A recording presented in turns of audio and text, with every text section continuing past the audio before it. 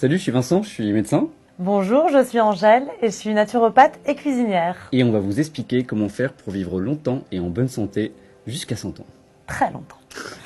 Alors on est partis tous les deux à la découverte des zones bleues à travers le monde pour découvrir les secrets de la longévité. Une zone bleue, c'est une zone où il y a une concentration dingue de centenaires et nonagénaires qui sont en excellente santé.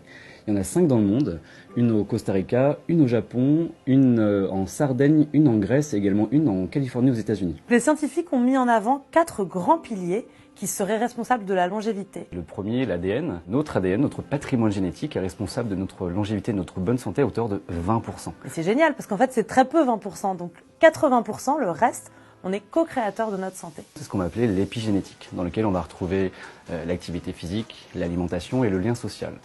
Le deuxième pilier, c'est l'alimentation. Si on veut vivre très longtemps et en très bonne santé, il y a certaines règles. Ce qu'on a vu avec Vincent à travers le monde, c'est que les gens qui vivent extrêmement longtemps mangent très peu et mangent de façon monotone, c'est-à-dire qu'ils mangent la même chose un peu toute leur vie et comme leurs parents et comme leurs arrière-grands-parents. Donc en fait, ils ont un biotope, un système digestif qui est prêt à accueillir ces aliments et qui les digère extrêmement bien.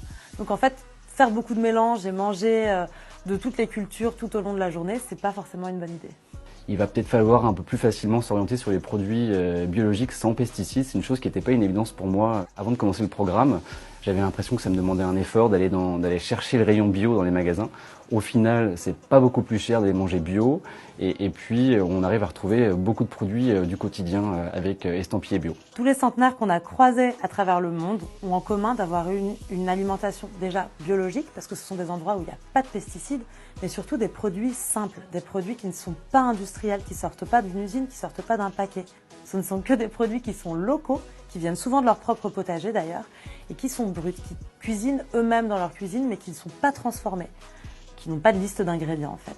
Et ça, ce serait un des secrets. Le troisième, l'activité physique. Il est recommandé de pratiquer 2h30 de sport, d'activité physique par semaine. Ces 2h30 pourront être découpées soit 5 fois 30 minutes dans la semaine, ou alors 2h30 en un seul coup. On a remarqué que dans toutes les zones bleues, les gens vivent dans des zones extrêmement isolées et extrêmement escarpées.